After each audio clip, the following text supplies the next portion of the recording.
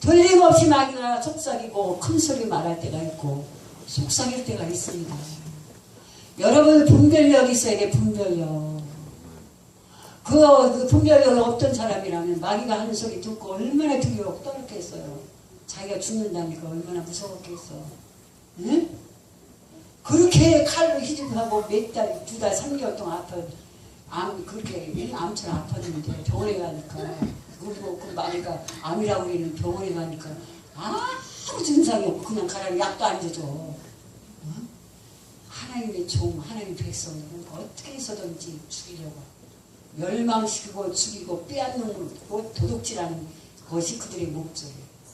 할렐루야. 아멘. 주의 종들 하나님 백성들에게 있는 거 뺏어가는 것이 그들의 목적이라는 거예요. 거기에 속지 마세요. 할렐루야. 말씀을 부여잡고 여러분들이 기도할 때 하나님의 역사를 하십니다. 아멘. 분명히 여러분들 또 어떤 때는 또 막 마음으로 막 이거야 불평이 들어오고 또 막 짜증이 들어오고 또 어떤 때는 막 그냥 어떻게 미움이 들어오고 이것이 다 나의 사탄의 신들이 가져다 주는 생각입니다. 사로잡아 그리스도께 복종하시고 똑바로 하나님의 음성을 들으시기를 주님의 이름으로 축원합니다. 할렐루야. 그 다음에 세 번째는 뭐예요? 하나님의 음성. 하나님의 음성은 뭐냐 하면은 하나님의 음성을 듣게 되면요 너무너무 기뻐요. 너무너무 기쁘고 소망이 생기고 편안하고 또 내 모든 하나님의 음성을 듣고 나서 내 영적인 문제와 육적인 문제가 완전히 변화가 돼요. 할렐루야. 그리고 하나님의 음성은 여러분들이 꿈을 꾸거나 환상을 보거나 하나님의 음성을 들으면 하나님 말씀과 일치가 돼야 돼요. 하나님의 말씀과 어긋나는 것은 마귀 소리요 내 소리예요. 할렐루야. 그래서 하나님의 음성을 여러분들이 잘 분별하셔서 받으셔서 여러분들의 사역 속에 또 목회 속에 접목시켜서 하나님의 큰 영광을 돌리시기를 주님의 이름으로 축원합니다. 할렐루야. 그 다음에 이제 이게 시간이 어중에 많이 가는데 다음에는 뭐냐면은 어떻게 들려주시는가. 하나님의 음성은 어떻게 들려주시는가. 첫째로 제일 먼저 하나님 말씀으로 들려주셔요. 하나님 말씀 뭐냐 우리가 성경 말씀을 상고하고 읽을 때 성령께서 도와주셔요.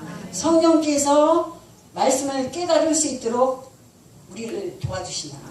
성경계 육의 생각으로 읽지만은 하나님 말씀을 깨닫게 하시는 분은 성령이에요. 할렐루야. 그래서 성경의 말씀을 읽을 때마다 구절구절마다 내 마음판에 박히고 새겨지는 말씀 아니면 강대상에서 말씀하시는 목사님들이 말씀하시는 말씀이 내 마음에 와서 닿는 말씀 내 마음 로고스가 아니라 로고스는 성경의 전체 말씀을 말하는 거고 내 마음은 하나님이 주시는 계시 하나님이 주시는 음성이에요. 그래서 강대상에서 말씀을 들을 때 나에게 은혜가 되는 말씀이 하나님의 음성이다. 할렐루야. 할렐루야. 어느 누가 말씀을 전할 때 탁 내 마음에 꽂히는 것은 하나님 내 마음이에요. 할렐루야. 이거를 소홀히 여기지 마세요. 명심하시고 거기에 순종하실 때 놀라운 역사가 일어납니다. 할렐루야. 아까 말씀드렸잖아요. 들려주시는 방법이 선지자를 통해서 직접 또한 천사를 통해서 또 꿈으로 환상으로 또 비유를 통해서 자연을 통해서 기적과 표적을 통해서 다양한 방법을 하는 우리에게 말씀하시기 때문에 어린아이가 말하는 것도 내 마음에 꽂히면 그건 하나님 말씀. 내 마음. 어린아이를 통해서 말씀하실 때가 있어요. 할렐루야. 세계 들으셔서 거기 순종하세요. 할렐루야. 그래서 시편 119편 105절에 보면 주의 말씀은 내 발의 등이요 내 길의 빛이라고 말씀하셨어요. 주의 말씀으로 받아야 돼요. 할렐루야. 여러분이 정확하고 분명하게 환상이나 꿈이나 음성을 듣지 못하면 정확하게 말씀으로 듣는 게 제일 100% 맞는 거예요. 할렐루야. 할렐루야. 이렇게 훈련을 많이 받아서 성숙하고 정립이 되고 훈련된 그런 예언자 같으면은 환상을 보고도 막 해석하고 적용하고 또 뭐냐면 그 꿈을 꾸어도 해석할 줄 알고 적용할 수가 있어요. 그러나 그 단계까지 이르지 못했으면은 말씀으로 여러분이 받으시면 정확하게 여러분이 받을 수 있다는 거죠. 할렐루야. 여기에 환상 뭐 꿈을 꾸고 예언하는 것도 말씀의 밑바탕이 돼야 돼요. 말씀 없이 예언하고 말씀 없이 환상도 꿈 보면 그거는 다 거짓 예언자. 할렐루야. 할렐루야. 히브리서 4장 12절 말씀 하나님 말씀을 살았고 운동력이 있어 어떤 날성검보다 예리하여 영광과 육을 및 골수를 찔러 쪼개기까지 하며 생각과 마음을 감찰하신다고 하셨어요. 하나님 말씀으로 받으셔야 돼요. 여러분이 예언자 찾아다니지 마시고 돈 뺏기고 상처받고 시간 뺏기지 마시고 말씀을 붙잡고 성경 말씀 66권을 붙잡고 기도하실 때 그 말씀 속에서 나에게 내 말을 주신다. 하나님 음성을 들려주신다는 거예요. 할렐루야. 할렐루야. 그 다음에는 뭐냐면은 환상으로 보여주시죠. 꿈으로도 보여주고 환상 이제 여러 가지 설명 다음 시간에 하긴 환상을 보여주실 때 사도행전 10장 9절 말씀에 나오죠. 베드로가 제 6시에 이렇게 우리나라 지금 현재 시계로 12시에 지붕에 올라가서 기도할 때 하늘문이 열리면서 내 귀퉁이가 묶여진 보좌가 내려오면서 땅이 내려와요. 그럴 때 이 상에서 이 베드로가 그 환상을 보고 이렇게 일어나서 그 보좌를 내려다 봅니다.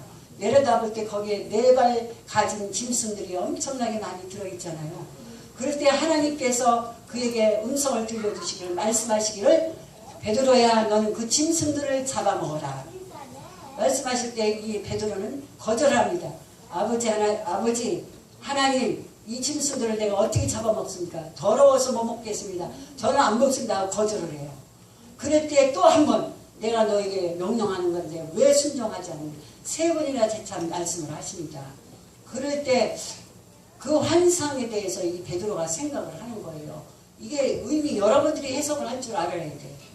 하늘에서 내려온 내 귀퉁이에 묶여진 그 보자기 속에 많은 4발 가진 짐승들이 여러 종류의 짐승이 들어있는 그 짐승들을 왜 잡아먹으라고 했을까? 이걸 해석할 줄 알아야 된다는 거예요. 여러분 해석할 줄 아세요? 목사님들 해석 왜 그것을 잡아먹으라고 3번이나 말씀을 하셨을까? 이거는 뭐냐면은 그 당시 베드로는 이 고정관념이 있어서 고정관념. 그래가지고 유대인들만 하나님을 믿고 구원받아야 된다는 그런 고정관념 편견을 가지고 있었어요. 그리고 거기에 백부장 고넬로가 나오죠. 고넬로에게도 환상을 보여주시잖아요. 베드로를 모셔다가 너희 집에서 예배드리라고. 그럴 때 이 베드로가 그 지붕에서 기도하다가 환상을 보면서 생각을 할 때 그 당시 그 베드로가 고정관념과 편견을 가지고 있었기 때문에 하나님 그걸 보시고 그걸 깨뜨리시려고. 왜냐하면 유대인들만 구원시키고 유대인들만 복음을 전하겠다. 이방인들은 그 당시에 개 취급을 했다는 거예요. 사람 취급을 안 했다는 거예요. 그래서 인간적인 생각으로는 복음을 전하야 필요 없다. 저 사람들 저것들한테 복음을 전해 무슨 소용이 있겠느냐.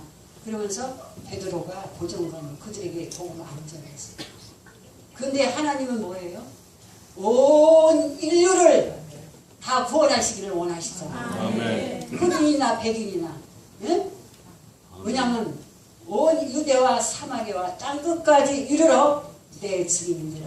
하나님은 이 피가 검든지 희든지 다 누구나 막론하고 다 주님을 믿고 구원받기를 원하세요. 그래서 그거를 보여주시고 환상을 보여주신 거예요. 그래서 여러분이 이제 앞으로 환상 꿈에 대해서 이제 이렇게 집회를 하는데 환상도 하나님이 상징으로 비유로 많이 보여주시는데 이것을 어떻게 정확하게 해석할 수 있는가?